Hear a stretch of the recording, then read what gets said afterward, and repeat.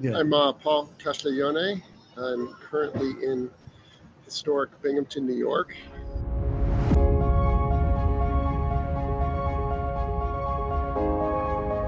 I don't know who I am now, to be honest with you. I've most recently I've been a community builder and organizer, and have been involved with organizations I've started and other organizations. And my heart is really around believing that organized people represents power, and that local energy is. My I have a spirituality, and um, my context for that comes from both my spiritual communities that I've been part of, but also a coaching background as well. But when we're able to share our experiences and our story, and we're seen, I've heard a quote recently that um, attention is when we offer attention, that is essentially love. That when we offer our attention to someone, we are loving them, and I believe that. I don't think there's been spaces that offer us that kind of transparency, or model for us that kind of transparency and safety. But what would you be looking for in terms of leadership? I mean, what kind of a leader? Not to be too uh, flip about it, but I think really like Jesus, like he really modeled this kind of like hand to hand kind of connection, you know, Isn't or that him walking? Isn't that him walking behind you on the street? You know what? I'm going to speak to right, Binghamton. He might be there. yeah, or other kind of during the beginning of the 20th century, uh, as we were in the midst of the first Gilded Age, the first Industrial Revolution, Yeah. uh, they faced, the people who lived at that time in the U.S. faced similar kinds of challenges, political polarization, income inequality, this kind of individualism run amok. And Yeah. the way out were these kind of social organizations, whether it was religious social organizations across religion, Yeah. or social justice oriented, or trade unions, or social clubs, Rotary, like a lot of the organizations that we see as social clubs today started in the late 1800s, early 1900s. Boy Scouts, a Rotary Club, lots and lots of clubs started at that time. I would say just a quick word about kind of the downfall of those clubs, or the decline of those clubs. It was really during the 70s, the me generation, which is boomers, really, Yeah. have really had a strong hand in this kind of pushback. And the reason that they pushed back, if you remember the 70s, it was really that those clubs felt too confining, that it didn't create enough space for people to bring their individual self. So I think the renaissance of community this time around will necessarily require uh, organized, safe spaces that offer safety for diversity, diverse voices, diverse faces, and so forth. And so I think we're seeing, I could, over the last, 20, or really, almost 20 years of trying to be helpful in this space, I follow a number of organizations that have done an effective job with that. So I think we're seeing it, and everyone's kind of feeling their way along. They see the problem, and they're trying to feel out the solution. What are some of those organizations you've been following? Yeah, one is the Greater Boston Interfaith Organization. They call themselves an organization of organizations, and they partner with churches, synagogues, mosques, labor unions to build political power. And they just had a big success recently, where Maura Healey, the governor of Massachusetts, just signed a housing bill that I think was $5.5 billion, dramatically increasing spend for affordable housing in Massachusetts. Yeah. So that's one example. Yeah. Well, you've been, I mean, we're calling this series American narratives in the fateful year of 2024. And you're like a major foreign correspondent for, you're working for the BBC, and we've placed you in all these different places. Why don't you talk about the places you've been spending time in the last 2 years or so, 3 years maybe? Yeah, Because, yeah, Manhattan, yeah, uh, uh, you know, Englewood, Florida, Hilton Head. Um, uh, California, where I saw yeah, you. Yeah, Alabama, Dallas, Texas, LA, San Francisco, Bellingham, Washington, Seattle, uh, Twin Cities, and Minneapolis. Um, so, and now in yeah, Binghamton, New York, and now you DC, what's now in FTC too? Yeah, Binghamton, New York. Yeah. yeah. All right, so so you got a real you got a meta view of what's going on in the country. I mean, you can, I'm assuming, have a real sense of what's happening or what's not happening, what the trends are, what the future is, whether you're worried about the future, just all those big issues.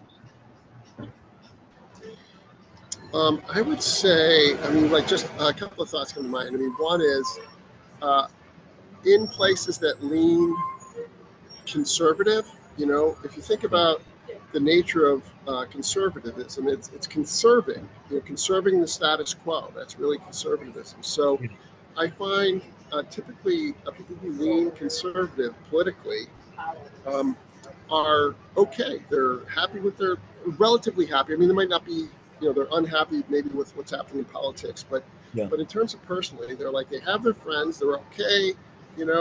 They think the world works a certain way, just as it's worked for them. So they're less open to kind of, connecting with people, with new people. Tend to, and conservatives, by the way, like they're happy with their communities, and they're typically like faith communities that they're connected to, or social clubs or work communities. So they're happy enough with their existing communities. Yeah, I mean, Boston leans, liberal, progressive, which is, right. wanting to see change, and so people are like at some of my very first event was at one of my neighbor's houses in Somerville, and when I told her about Open Kitchen, she's like, "Oh yeah, yeah." She says, "I love this for so many different reasons. I Yeah, want to support immigrants. I want to support food entrepreneurs. I want to gather my friends and neighbors. So I think she was pretty representative. I mean, she's very energetic, so she was willing to invest time in gathering people together right. as a host. But in general, I think that's the way people in kind of those urban centers, progressive urban centers. I think there's really at least kind of two Americas, um, and it almost feels like in never the twain shall meet, because there are definitely challenges that we're facing as a country, economically, with continued automation, having a big effect on employment and jobs. AI is just the Right, latest. Outsourcing was prior to that. Um, right. so the economic landscape is shifting. You might hear politicians talk about bring back manufacturing in the U.S. That's really code word for bring back um, uh, middle class jobs that don't require a significant education. Basically, bring back middle class jobs that allow a broader uh, percentage of the population to participate. Right. Um, yeah, and I think fundamentally, and this is why I was so excited about the concept of open kitchens, is fundamentally what has to happen is our theology or ontology, like how we interpret truth, or if you have a spirituality, how God plays into it, but really truth, the stories that we tell ourselves. So we've in America have told ourselves a story around a meritocracy that if I am educated, if I work hard, then I will succeed. And then if I haven't succeeded, then the flip side of that coin is I don't deserve to have, you know, a life with dignity. Essentially, we don't say that, but we say, why should a McDonald's retail worker be paid a lot of money? But a lot of money is the code word there around a lot of money is we don't want to pay those people a wage that allows them to live with dignity. Yeah, living wage. A living wage. And this is the dark side of this meritocracy story that we tell ourselves. And we don't really look at the nuance behind it. And so essentially we have to change our belief structures of how we view ourselves and others around us in order to be able to move forward together. I got to see how that other person, Martin Luther King said, oppression anywhere is oppression everywhere.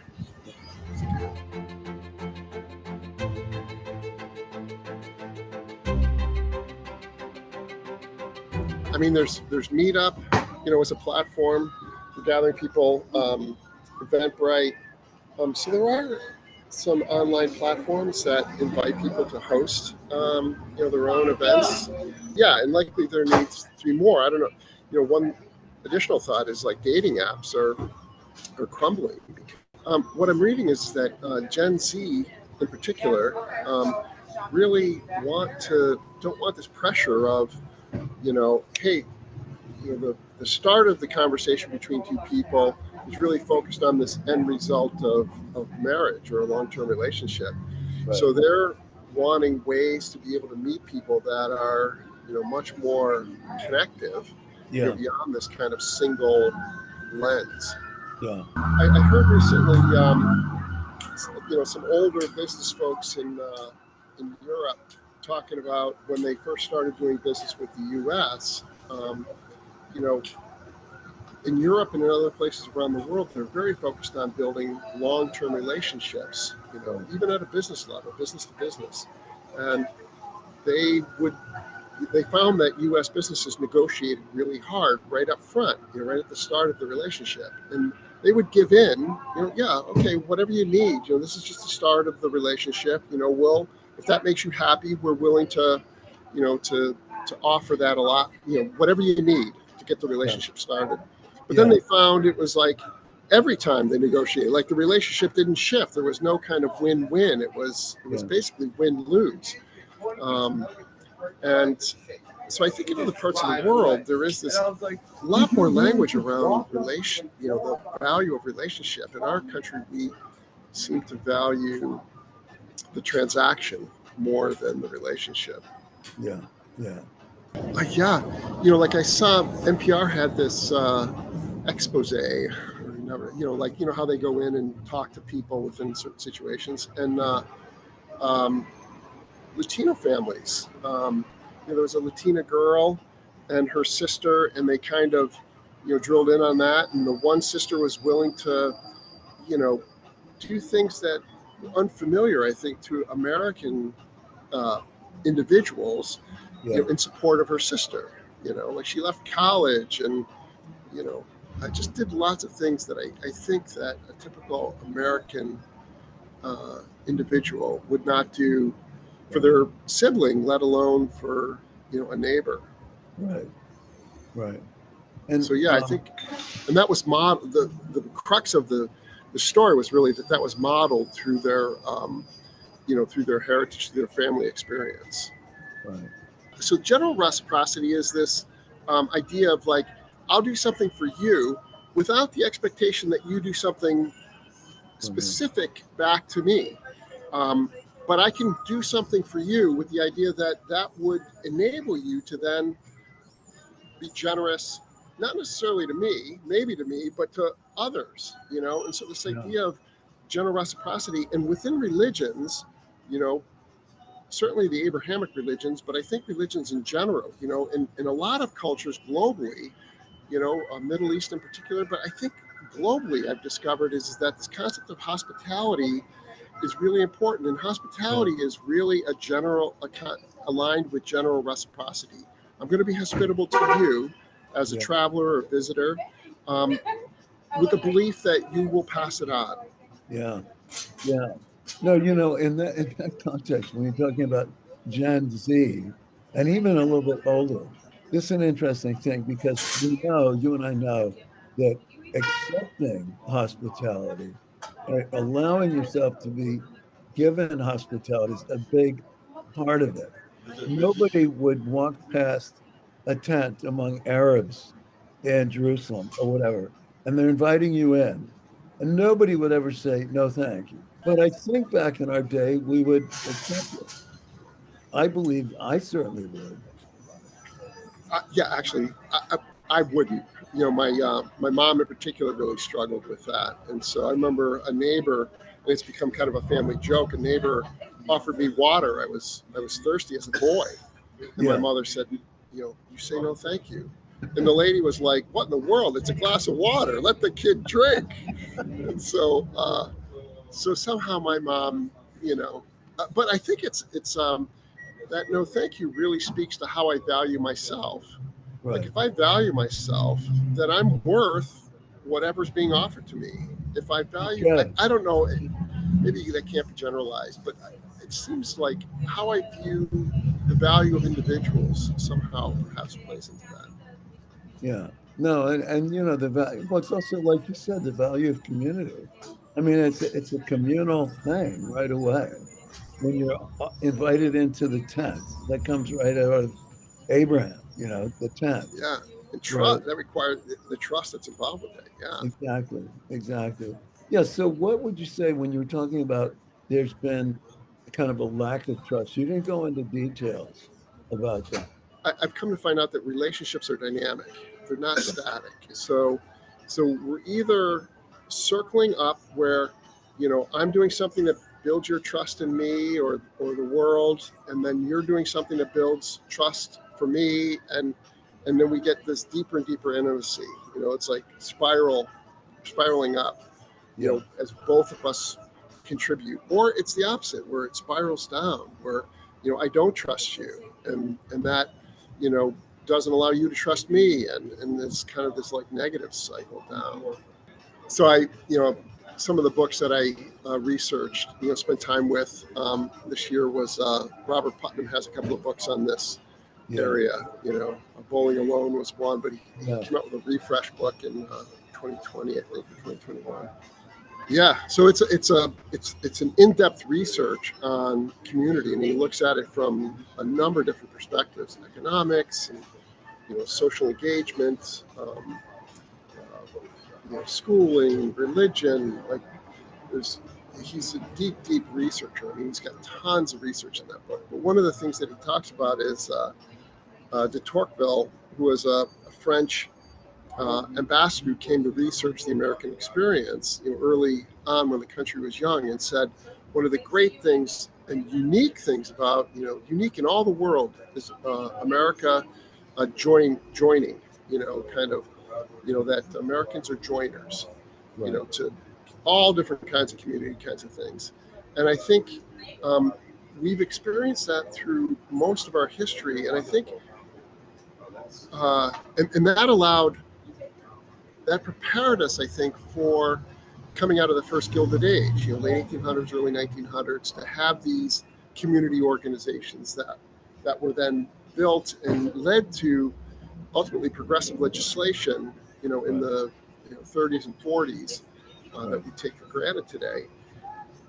And I think what then ended up happening with the me generation in the 70s were those organizations worked because one of the tenets of their organizations were people being able to feel connected to others. And in many of those organizations, it was aligned with racial or economic status, so class or race. Right. Um, and and in the 70s, the me generation, it was really like those clubs don't fit me as an individual. My sense is that the 70s, this me generation, the long-haired hippie freak, and didn't fit really with the clean-cut businessman of the 50s. So there Yeah. was a lot of tension And those organizations were unable or unwilling to allow unity in the face of diversity. Right. And Yeah. and not surprising, because I don't think we had to kind of face that through all of American history. But that's the challenge that we're facing as we're looking at how do we rebuild community that creates space for a broader and more diverse Population. and educated, economically, both race and economic. How do we create organizations that create space for that kind of diversity? Well, and Putnam came up with just you talk about the metaphor about bowling alone. It's a great metaphor. Can you talk about that a little bit? Yeah, so he said, starting in really, so he has all these metrics as to how communalism grew, from late 1800s through, basically 1970. Yeah. Um, and then how in 1970 with the me generation, there was the shift of, we don't do, so, social clubs didn't fit because, you know, they only accepted certain kinds of economic status or certain kind of races as part of it. Right. And in particular, and same with with a lot of the organizations that were the foundation of communalism. So, social justice churches, labor unions, and social clubs, and sports was also another one of those places where we would gather together.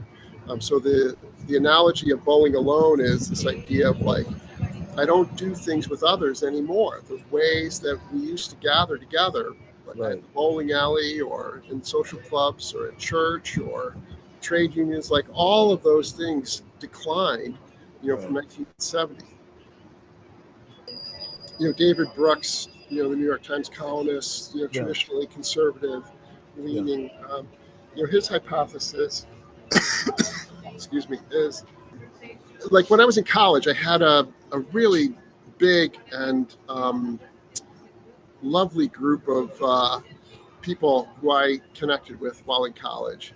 Yeah. And then when I was in the Air Force, I also had a group of folks that I connected with that felt great. But then once I got out of the military, in colleges, I think most everybody has warm feelings of their college experience, and how they met lots of people who were different than them.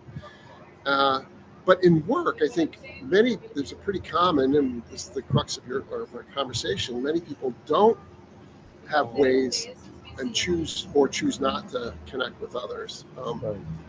And so my own story is exactly that. I had good friends from the start of my career. And then I didn't make new friends, and I became very isolated. And then I got married, and we were, as a married couple, were isolated. And it wasn't until I joined a church that was very open and had lots of very intentional language about helping people connect that I then have vision.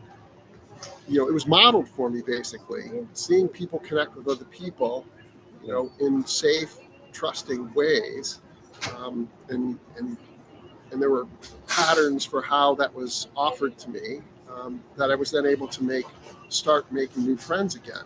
And that was in my, so basically from my mid 20s to my late 30s, early 40s, even probably early 40s, that I not have, make new kind of intimate friends who I could trust. Well, how did you turn it around? How did you turn it around after that? Yeah, so it was this church community that I joined, Right. that offered me language around that, and that church community was very focused on being of service. It was in North Cambridge, being of service to its neighborhood. Um, and I remember very distinctly a friend of mine saying, "Hey, would you like to, participate in, she called it a game night, with neighbors, who are from all different cultural backgrounds." Right. And I said, I remember very specifically saying to her, no, I'm not interested in that.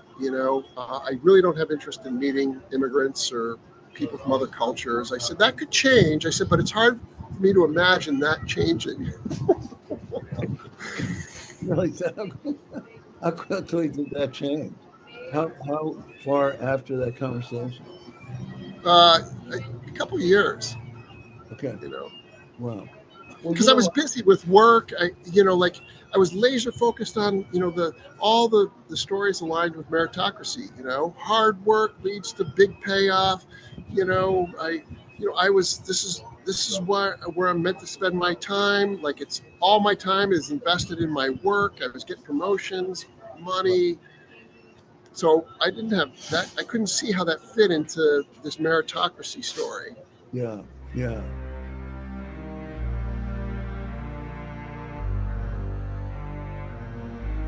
And what are you thinking of the future, politically, socially, culturally? Those are big questions in the U.S. In the next 5, 10 years, whatever. Yeah. So basically, I've given up on the federal government. I feel like the federal government will do what it's going to do. Okay. Um, and and it's scary because we are such a big economy and there's so much money and we're seeing more and more kind of you know corruption at the federal level, which is horrifying to me. Um, but natural because we are such a huge economy. There's just so much influence and wealth that flows through this country and the government. So that's horrifying to me on the one hand, and I also feel like there's not a lot I can do about this federal level. Yeah. In fact, it could feel disempowering. You know, I was just talking with my daughter and her boyfriend, and they're like, "Yeah, I don't have the energy to spend on all this political mayhem happening." But I would I didn't ask this question, but I suspect it's really what's happening at the federal level. That's what most of the news is. So my sense is like the only thing that offers me hope is when people get together at the local level and solve local problems. And we have history of this. Again, Robert Putnam in his book points out, coming out of that first Gilded Age, Yeah. how it was local actions like trade unions offering unemployment insurance. Oh yeah. Oh yeah. That was that was local Yeah. stuff. Kindergarten and even public high school. Those were like social justice churches. Oh, Sunday school was really school because non-white kids weren't allowed to go to public schools. So they had Sunday school to offer actual education to kids that weren't allowed into public schools. And all of those things then became codified into state and federal laws after, but it all started at the local level with real community, real relationships that helped that kind of change. I'm not excited by a lot of the policy conversations that are going on by either Trump or Biden. And Yeah. now, obviously, Yeah. I mean, I haven't. Harris is slowly bringing out some policy kinds of stuff, but the stuff that I've seen from Biden and Trump, the thing that I was most excited about was Biden's conversation around, Supreme Court reform. That felt like okay, like Yeah. this. I was horrified by the immunity decision by the Supreme Court, but I've been horrified by many Supreme Court decisions Right. over the last 50 years, and Right. so my feeling is that. There needs like the things that are important to me, Citizens United, you know, uh, even the whole Yeah. concept around taxation. Yeah.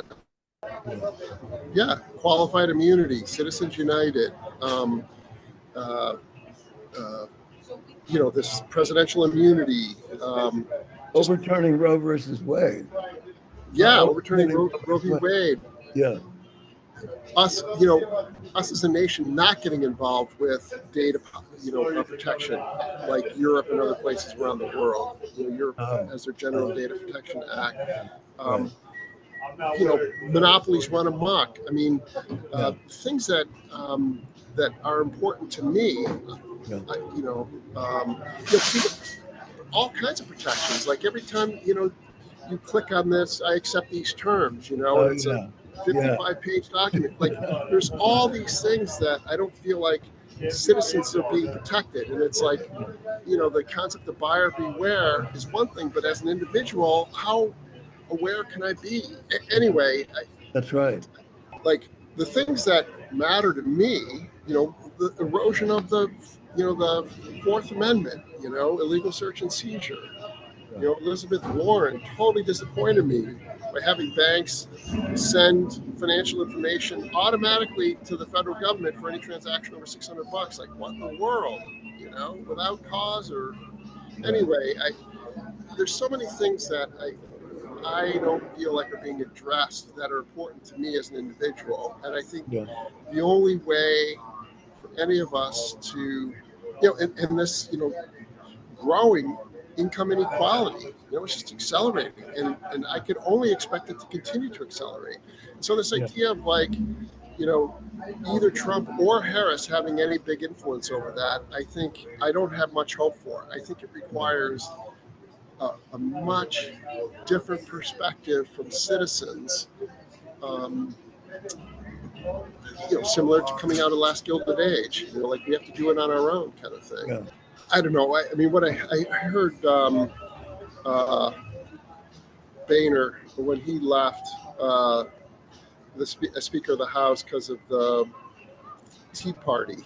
Yeah. He said the Tea Party was looking to do very quick major shifts, and as he was leaving the speakership in Congress, I think, he basically said the founding fathers created this two-party system because it would necessarily create this kind of tension, and change would happen slowly. It wouldn't happen as quickly as it happens in other European countries. So I don't know, that got me thinking, like, maybe there is advantage to the two-party system that we're not quite seeing right at the minute because of this polarization, but if it slows change, maybe that's not such a bad thing. I don't know. While I have considerable concerns about American empire and its use of the military, my own personal experience of military at the time was fed my ego. It was very positive from an ego perspective. I was on the ascent. As a junior officer, there was a lot of positive feedback that I received. And so it allowed me to ascend, if you know what I mean, ego-wise. And that felt good to me. And then that continued in corporate America, this kind of ascending, expanding network status, wealth, relationships, and so forth. There's this one guy I track, Richard Rohr, who's studied this area of like kind of the life journey, and he frames it within the context of the hero's journey, Joseph Campbell, and I've learned that hero's journey has limitations in terms of how I think about life journey, or anyone thinks about their own life journey, but within the context of the hero's journey is this idea of like, you're going along, life is good, then you hit some wall, and then your life goes horribly wrong, and then you discover that you're actually living in a bigger world than what you thought you were living in. Right. And that bigger world, you then slowly over time with friends and a mentor, you learn how to navigate that bigger world, and your life is ultimately better. You ultimately become that sage, that you're able to offer advice to others. There's limitations on that, but I will say, like, that was kind of my personal experience. This idea of I was living in this, I figured out the rules of this small world, this kind of meritocracy, and then until it didn't work for me. I divorce, and in the midst of divorce, I was angry, and in the midst of my anger, like I had job problems, and then I also discovered that there was a bigger world out there with injustice that was going on. This concept of the story of meritocracy was too small a story. It wasn't the ultimate truth. And so that I wanted to be helpful in the world outside of this kind of meritocracy. Okay. I have a question for you. I know it's after our session. Okay. You decide whether to use it. No, keep going. What is your vision for how your lovely life? I mean, not not not surreal, but real. Like you're however you are living in Yeah, right. Lexington. What is your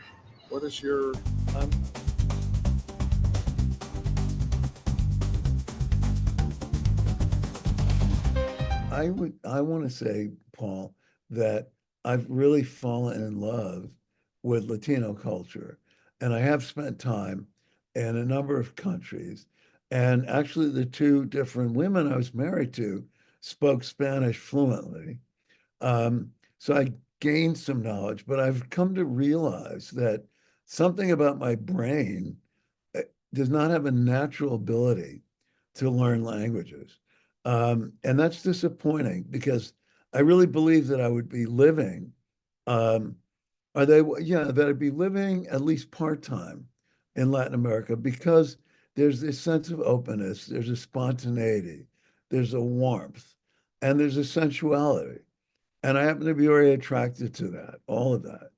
Um, but that's not an immediate answer to your question. I guess one immediate answer is that I'm continuing with my practice, and I'm doing this mostly as self-expression. It's not an economic um, engine, but I think it's going to expand. I think that writing that I'm starting to do, I've always done, but planning to expand it, will open up some doors, perhaps. And I'm always looking to use this therapy background, which is really about problem solving and about being able to understand, intuit about people very quickly and be able to coach them and offer them support. I believe there's many other ways of bringing that to the world. And I haven't yet found the vehicle for that, but I believe that I have enough years left to have that energy to do it. And I also have a 22-year-old daughter, which is complex, and I'm hoping that that continues to open up, satisfaction and love, and joy, which I had with her when she was young, especially. But so I still see, potential in moving forward in the way I've tried to.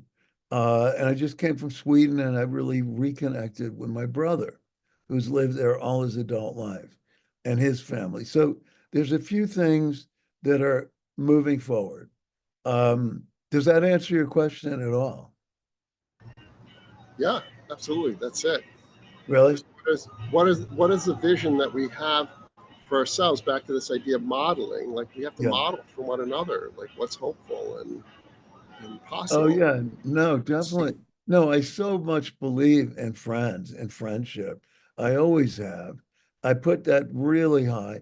And I am, I have been feeling much more isolated. I lived in Amherst, as you know, for like 21 years, and I've only lived back in this area for about 6. And so it's harder to make new friends at a certain age. Yeah, no, I think we had a great, great thing. This is great. Yeah. And I want to thank you, Likewise. Paul. Thank you. Yeah. Okay, man. Take care. Thanks for thinking.